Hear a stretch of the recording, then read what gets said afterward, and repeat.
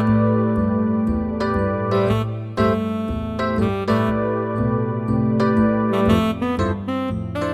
morning. Welcome to the Dave Fox Home Remodeling Show. I'm Gary Demas. I'm your host today, president of Dave Fox Design Build Remodelers right here in Columbus. Really appreciate everybody tuning in on this Sunday morning.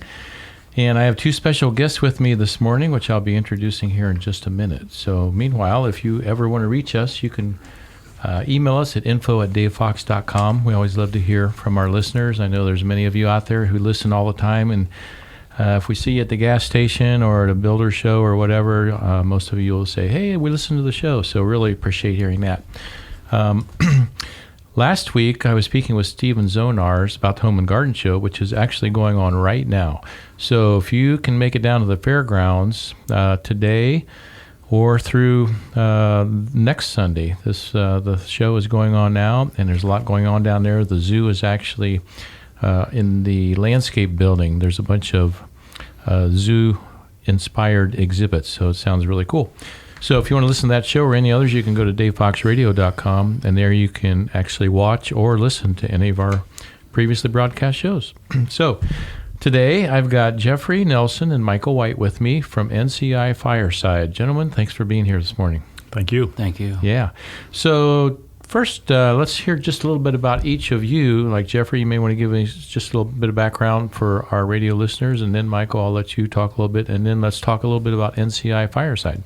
Absolutely, Gary. My history with Fireplaces actually dates back to 1989. I installed my first MB36 firebox for an out-of-state company, and in 1992 is when I started going into the fireplace business there, and I stayed with it through the last 28 years. So now pretty much I do tech training for everybody and help people with sales and understanding the different fireplace systems for all kinds of customers. So you're the technical expert in the company, yeah? So everybody comes to you when they have problems, huh? In many ways, all yes. Right. Well, every company needs a Jeffrey then to do those kind of things.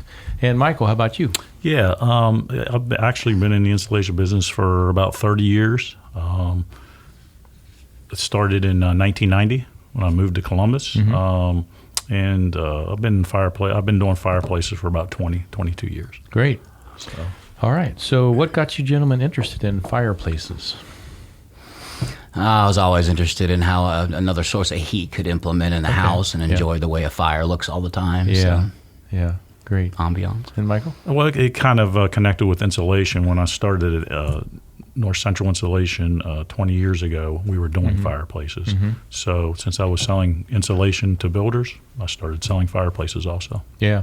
You know, my wife and I have the house that we're in now, which we've been in for about 5 years, is the first one that had a gas fireplace in our bedroom. And speaking of ambiance, it is so nice we always hook up about 8 o'clock at night and watch something on TV before we go to bed, and we just have that fireplace on and through the winter time, and man, that is so daggone nice, and I can't believe I lived without that all the years before. Yep. Yeah. You know, fireplaces in bedrooms are a big thing now. I see more and more of them. Yeah. Just because of the ambiance and of course, the heat source also. Yeah. Convenience. And everyone has TVs in their bedroom, and they just this is their relax time and unwind time, and a fire just does such a great job with that. Oh, yeah. Sometimes I'll just, after we turn the TV off, I'll just sit down there and just stare at the fire for a few minutes. That'll put you to sleep. So relax, yeah. Okay, well, that sounds great. Tell us a little bit about NCI Fireside. Well, NCI has been in business since 1971, actually. Okay.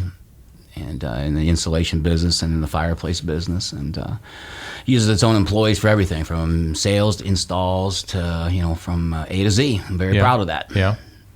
Excellent. Yeah, the nice thing about NCI, it's a family-owned company. Brett Dungeon is the owner, and two of his sons, John and Rhett, pretty much run the company now. Okay.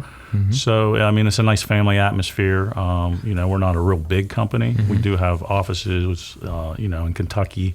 Oh, do you? In Pennsylvania. Okay. And in Worcester, Newark, Columbus, Belleville. Okay. So I mean, we're spread out, but we're not a real big company. 7 locations and 3 really nice stores. For people to come see. Exactly. Great. So where was the first one? The first was in Belleville. Oh, okay. That's where the Dudgeons live. Okay. And that's where they started the company. So, and they have grown since then. Since 1971. Since 1971. Yeah, that's a while. I know. That's excellent. So I know personally you guys have helped bail us out of a couple situations, which we appreciate because, especially when you're talking about fireplaces, I mean, safety is a huge issue, right? Oh, yeah. And how the fireplace is put in, how it's vented, the type of fireplace, the opening, if you're, refabbing a fireplace. There's so much to know technically, Yeah, Jeffrey, absolutely. about that to make sure it's going to be safe for many years down the road.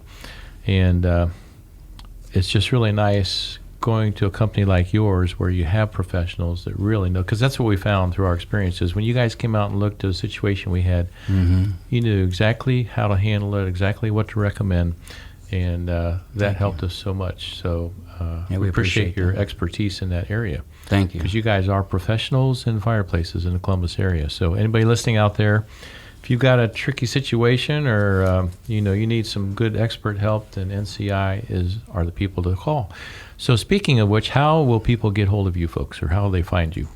The best way is to actually go to firesidebynci.com Okay. or nci.com Okay. and come to see one of our three main showrooms. Uh-huh. And our premier showroom is the one off of State Route 23 in Lewis Center. It's the largest showroom. People come in for technical information and just view all of our over 55 burning displays and get a good 55 background. burning Oh, yes, display- sir. Oh, my yeah. gosh, that's terrific. And coming in to find out what it is you can do, but also what you can't do. That's the important thing, is educating consumers so they can make the best choices for themselves. That's the key in the fireplace industry. Yeah. Yeah, because as I mentioned with fireplaces, safety is such a huge issue. And it really, when you're talking about a safety issue, you don't want the cheapest thing out there. You want Correct. to pay the right price to get the right product. And that's what matters. Yeah, exactly. Buy nice or buy twice is the old adage. Buy nice or buy twice. No, I have not heard that Yes, one. sir. I've been around a long time, and that's a new one to me. Okay. I like that. I want to remember that. Buy nice or buy twice. Okay. So NCI then has, did you say 7 locations? Yes, sir. Yeah. And so since 71 in Belleville is where it started, and then the branch has just added over time. Exactly. Yeah. Okay. So is there, sometimes it's kind of tricky to keep company culture when you're spread out over a distance like that. Do you guys, is there ever like a time where you all get together somewhere, some of the leaders of these different locations? Yeah, we periodically have sales meetings where we bring all of our salesmen in the one location, which is usually Belleville. But other than that, I mean, we are spread out for sure. Yeah. Yeah, and people can go to, and you mentioned 2 websites, which I love that, Fireside Fireside by NCI, Okay. or they can start at nci.com. Yeah.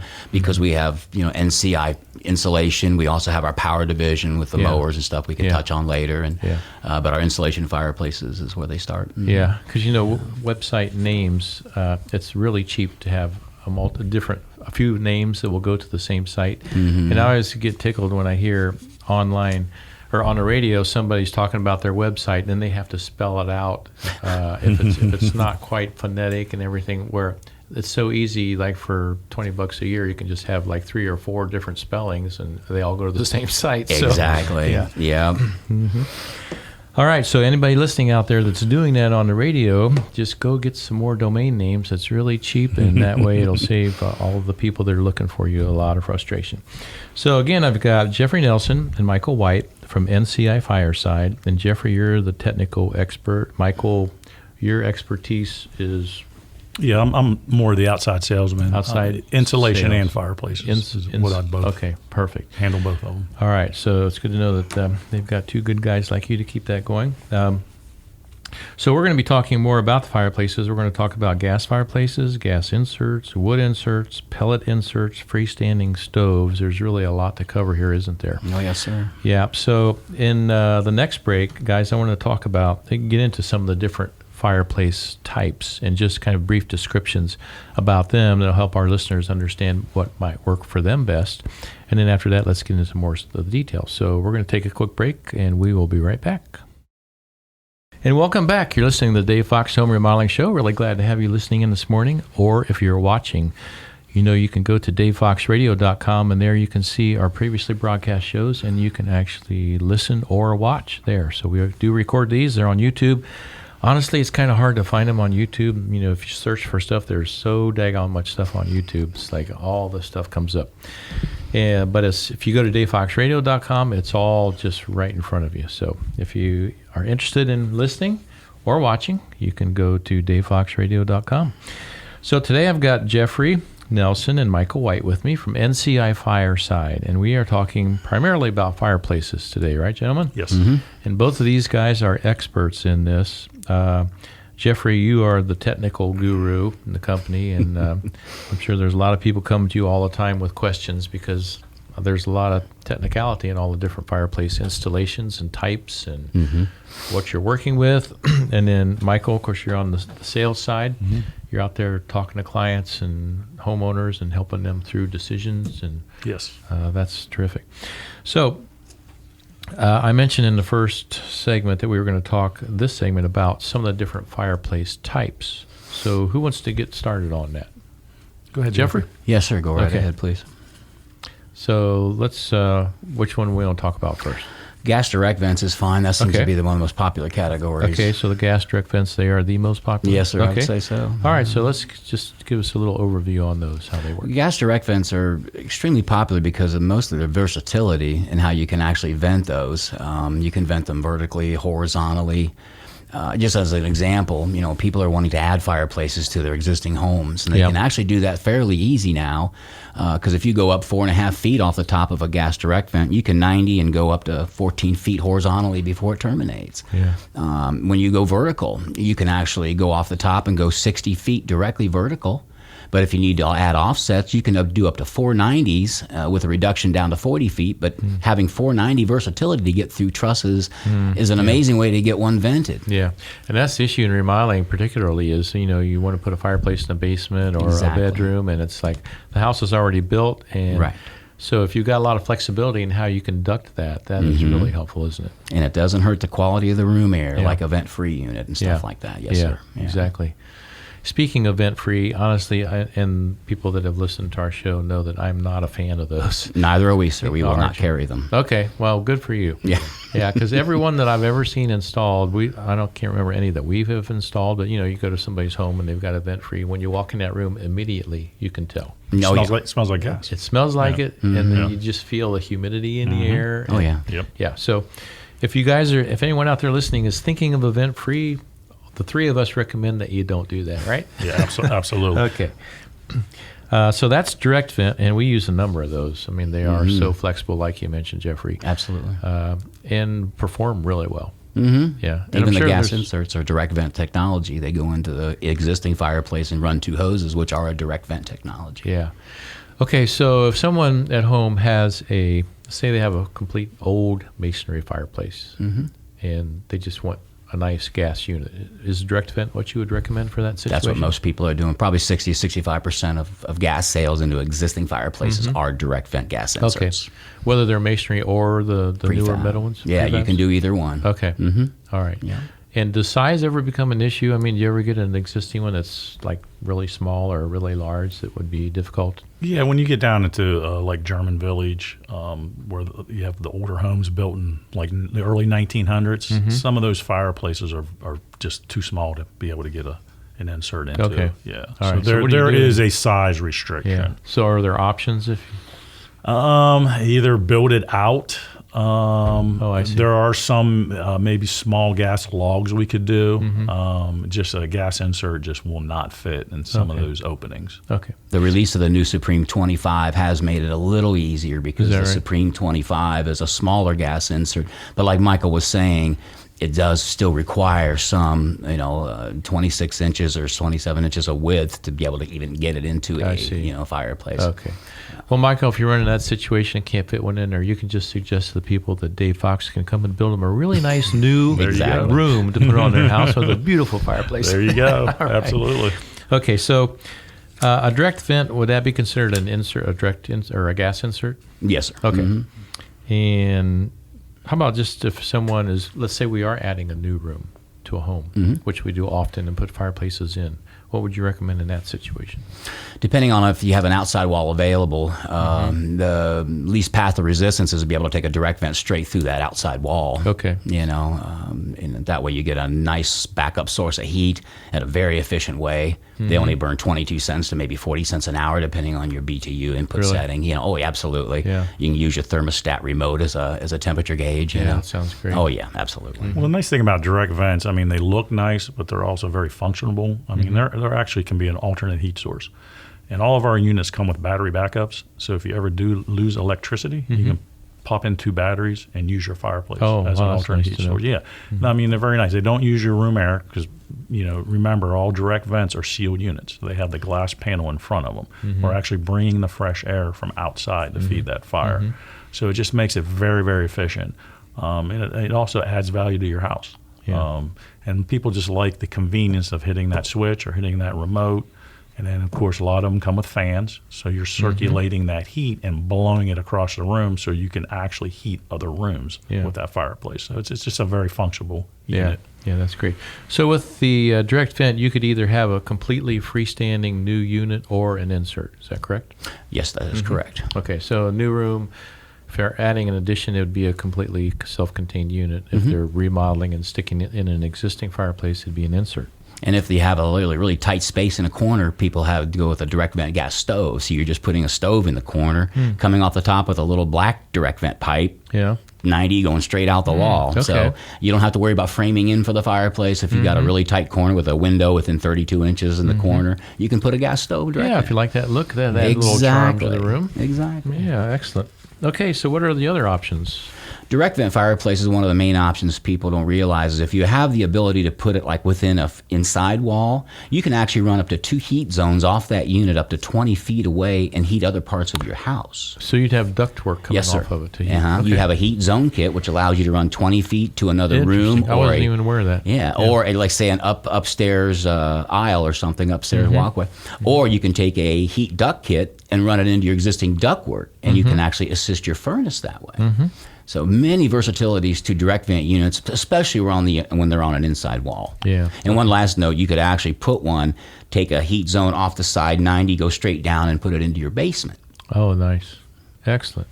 Okay, so if direct vent is not the particular answer for a client, what would they be looking at? And we have a wide variety of wood burning units. If you really want to burn wood, okay. You can get just a standard fireplace, where you can throw a couple logs in. You'll get some heat from it, but we also have some very high efficient fireplaces.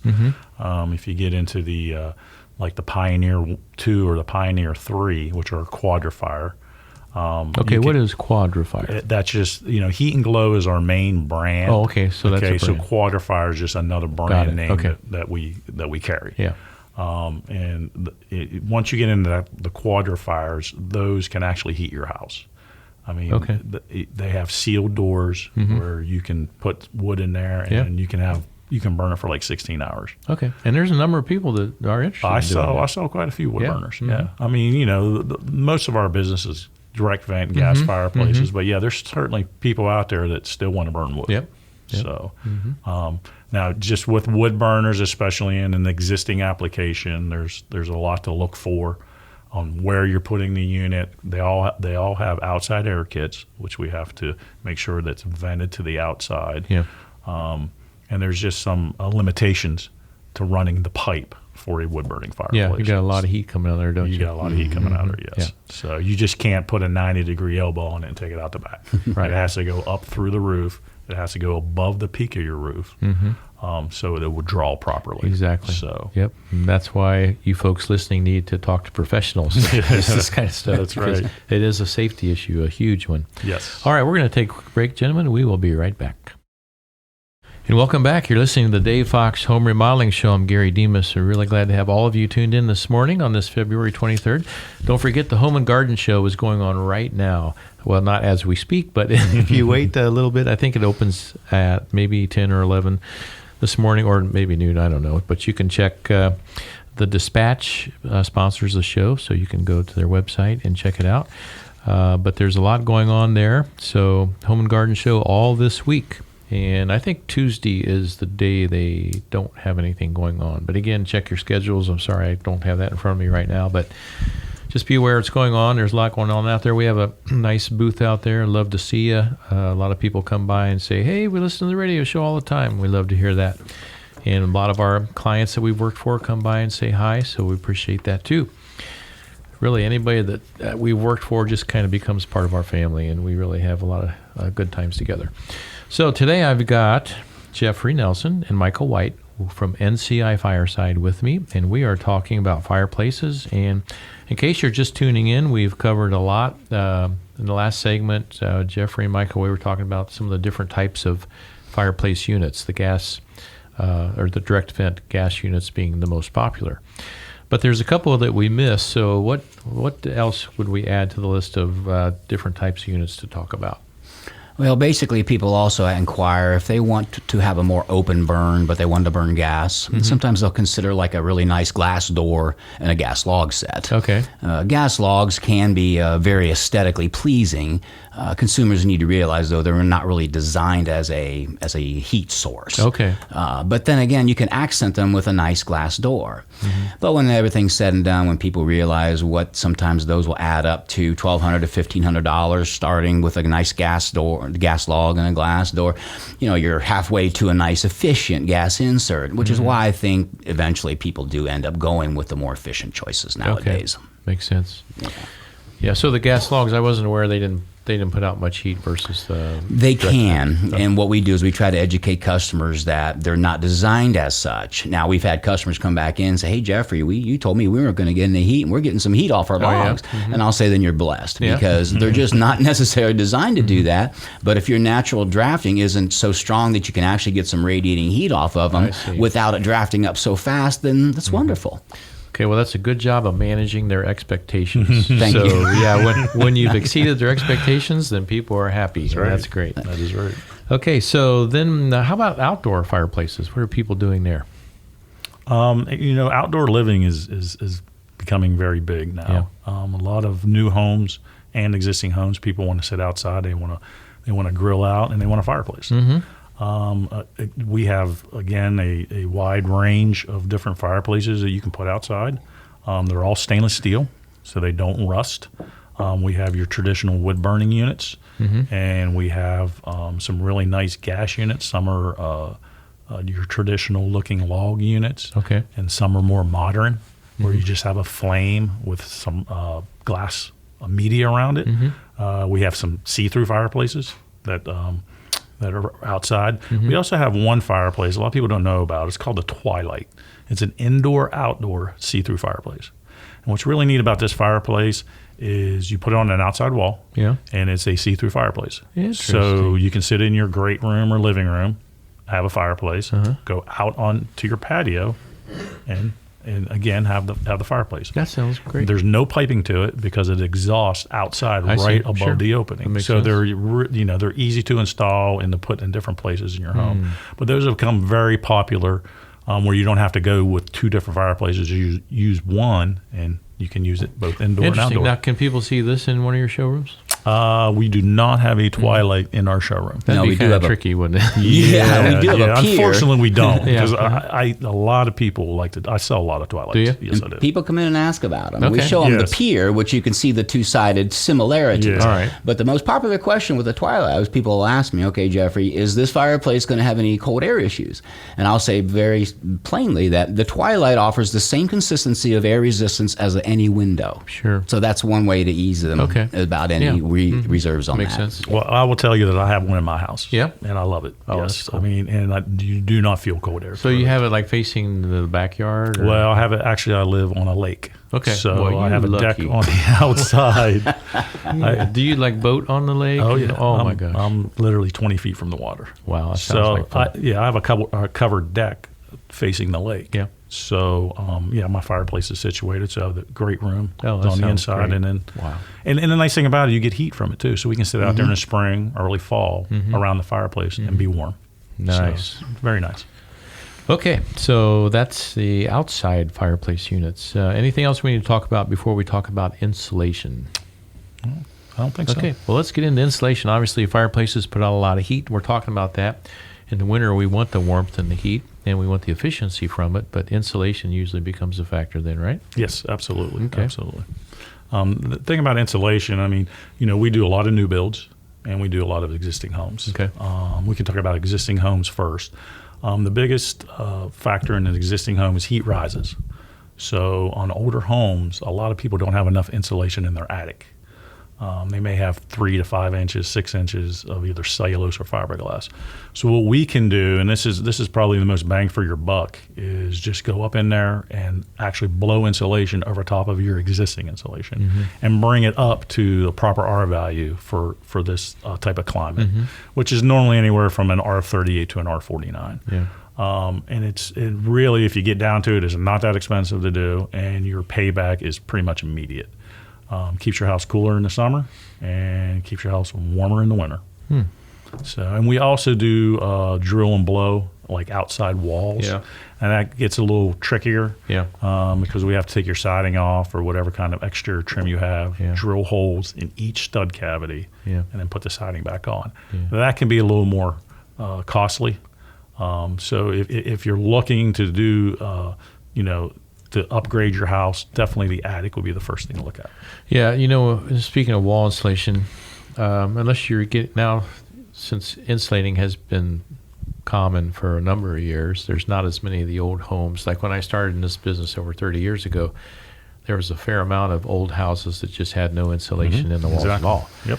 Where now 30, 40 years later, a lot more homes have insulation because that's, they were built into them. But still, if anybody has any old house still with no insulation in the walls, they really need to get that done, don't they? Yeah, absolutely. Yeah. Okay, so you guys actually do the insulation. So you can put the fireplace in to generate the warmth, and you put the insulation in to keep the warmth. Absolutely. Excellent. Yeah. Now, when you're blowing in walls, are you using cellulose or foam or both? Or? Well, we have a couple different applications. We do the normal fiberglass insulation, which are the bats. Okay. We also do a product called Spider, which is a blown-in fiberglass. Okay. What's nice about the Spider insulation is we add a little bit of glue to it, and we blow it into a open stud cavity. And you can actually achieve an R23 in a 2x6 wall. Nice. And it's a good air barrier because it packs into that stud pretty tight. And then we take a roller and we roll across the stud to get all the excess off. So when it's done, it actually looks like a bat of insulation. Another product we use, and we're doing a lot of foam. Yeah. Foam products are very big now. People are more conscious about making their home, pretty tight, save on gas or electric. There's a couple different ways you can insulate your house. I always look at a new house, just look at certain. What I like to do is maybe do fiberglass, foam, and Spider. I mean, I can do all three in one house. I look at some of the places in a house where you're going to lose a lot of cold air. Yeah. Basically, floor over garages, joist ends, and slope ceilings are probably the biggest issues in a house, and that's probably the best places to apply the foam. Okay. Or we can, I've done a whole house, I've done the whole house in foam. So it just depends, you get up to that price point to, how far you want to go. So that's why I kind of do the combination of foam, bats, or Spider. Okay, that's interesting. In foam, we're up against break here. After the break, I want to talk a little bit more about the foam and some of the history of that and how they've improved that. So we'll be right back. Sounds good. Good morning. You're listening to the Dave Fox Home Remodeling Show. I'm Gary Demas. Really glad to be with all of you this morning. And I am talking this morning with Jeffrey and Michael. They are from NCI Fireside, right? Yes. Okay. I want to make sure I got the NCI. What does NCI stand for anyways? North Central Insulation, the parent company. North Central Insulation. Yes. Okay, and we were just talking about insulation in the last break, so good deal. So this is our final segment this morning, and I mentioned that I want to talk a little bit more about the foam insulation. So I've been around doing this kind of work for a long time, and I remember the early foam had some big issues, didn't it? Yeah, it did. I mean, I think foam has been around. I remember, when NCI started doing the foam. We were one of the first companies in Columbus Okay. to do foam, and that was probably about 16 or 17 years ago. Okay. So yeah, foam's come a long way. There's different types of foam now. There used to just be an open cell, half-pound foam. Now you have your closed cell, which is a 2-pound foam. Okay. And I think we use more of the closed cell now Yeah. than anything, because you can use that with the combination of the bats. Like it's called a flash and bat, where we actually just flash your walls with a 1-inch of the foam, of the Okay. 2-pound closed cell foam. That kind of gives you that air barrier, Sure. and then we put a bat of insulation in front of it. Okay. Interesting. So, now, yeah. do you do that in a 2x4 or 2x6 wall? You can do it in a 2x4, Yeah. but most houses now are built 2x6. So yeah, we just put that, and if you add up that R value, you're getting an R7 with a 1-inch of foam and an R19 in front of it. Yeah. So And I think that the reason so many builders went to 2x6 is just to meet the energy That is correct. requirements. Yes. But now with the foam, you can do 2x4 wall and get all the insulation value you need. that is true. Yeah, Yeah. yeah. If you go with 2x4 and then fill it Yeah. with a foam, because Right. basically a closed cell 2-pound foam is R7 per inch. Yeah. So yeah, absolutely, you could do Yeah. that. And as a matter of fact, I'm working with a client right now on a room addition in Clintonville. Beautiful old home, charm and all. And the addition is fairly small. And I originally figured with 2x6 walls, and they were looking at the plans and thinking, man, that wall looks really wide. That's just taking up extra room in our small space. So I said, yeah, let's just use 2x4 and we'll put foam in there and we'll be fine. So there's times where that's really helpful. Oh, yeah. Well, another area is slope ceilings, especially like bonus rooms. Yeah. You don't want to lose that headroom. Instead of putting a 2x10 or a 2x12, you can go with a 2x8 or 2x6 Yeah. and use the 2-pound foam to achieve your R value. And you fill the whole cavity with You the fill foam. the whole that way you cavity don't have with to it. worry about ventilation at You all. do not have to worry Right. about ventilation. There's no dew point on either side. Yeah, which is a huge issue if you're putting fiberglass bats or something like that. Yes, in there. yes. And the nice thing about the 2-pound foam is it has a vapor barrier in it, and again, it's a certified air barrier. Yeah. So it's a great product. Yeah, so I think when you guys got into foam, they had already been through some of their growing pains, because I remember years back, a drywall house, they would put foam in there and it blew all the drywall off the walls because it expanded too much. Well, I that's the remember one that. thing about foam is we will not spray any foam in any closed cavities. I It see. has to be a totally open cavity, because foam goes in as a liquid Yeah. and expands Right. in 8 seconds, and it's done. Okay. So you got to be very, very careful, because the closed cell foam is a hard foam. So if you try to spray it into a closed cavity, you can definitely cause some damage. Yeah. Okay, so in terms of cost and value, if let's say you have we're putting a room addition on. Okay. So we've got all bare stud walls. Mhm. So is there much price difference between putting like a dense fiberglass versus the closed cell foam? Yeah, the closed cell foam is probably maybe 2.5 times more. Okay. So I mean, you're definitely making that payment up front, but the savings that you're going to get will definitely pay Yeah. for So itself. not only the higher R value, but also, as you mentioned, you're blocking all the air infiltration. You're blocking the air infiltration, and what that does is when you spray a wall, it kind of just brings everything together. I mean, I've heard more compliments about sound deadening. Oh, from sure. the phone. You Yeah. can't hear everything from outside great because point. it's a very dense material, Yeah. and it fills that cavity. Yeah. And then, like, if there's electrical outlets and switches on exterior walls, they're notorious for letting a lot of air Yep, through. absolutely. So I imagine the foam is going to Just seals it right up. Yeah. Yep, Yeah, absolutely. so really a lot of the air infiltration benefits to the foam. And again, you don't have to worry about the moisture or anything building up in the wall, because the foam just completely seals that cavity. Exactly. Now, one thing you do have to remember is it depends on how much foam you use in your house. But if we were to totally foam a house, you need to definitely looking to get in like an air-to-air exchanger on your furnace, because basically this house is sealed tight. So in the wintertime, sure. you need to get fresh air in Yes. that house. So you just got to be cognizant of that. Yeah. It's just something to Yeah, think that about. can be done through there's bath fans and stuff that will run continuously to help get that air exchange and other ways Yeah, of and handling that. most of it is an HRV that you add to your furnace to bring that fresh air in. So Excellent. I'm thinking as we're talking, when of course we were talking mainly about fireplaces, but insulation is an interesting topic. But one of the things we didn't cover was pellet burning stoves. What's interesting is how it kind of goes into the insulation thing we were just discussing as well. Because pellet products, and just like gas direct vents, they actually don't interact, so you don't have to worry about like negative air pressure issues or it affecting. So pellet products are still very popular as a secondary source of heat. Okay. Because pellet products can be vented directly through an outside wall. Okay. Of course, I think it's a BOCA code or NFPI code 521B tells you once you get outside to 90 and go straight up for 5 feet of B vents, so you can actually get a draft going. In case the electricity goes out, it'll naturally draft out without any byproducts of combustion coming back, so in case electricity goes out. But the nice thing about pellet products, too, is that you don't have to worry about cutting wood. You're just storing bags of pellets and, just loading it up. And it's a nice secondary source of heat instead of LP or.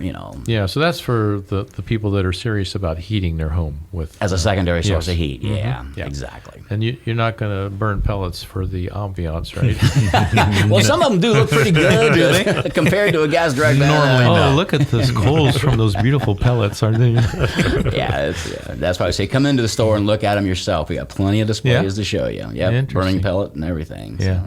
So is it costly to buy pellets and fuel a fire that way? Oh, pellets are still running about $275 a ton, roughly. But I've had people come in and say, Jeffrey, we only spent $750 the entire cool season on our pellet stove versus thousands of dollars on what our electric bill or our LP would have been. Absolutely. Yeah. You just have to go through a little bit of work to buy the pellets and keep the the stove. Store them nice and cool off the ground. And Yeah. So are they fairly popular then? They are.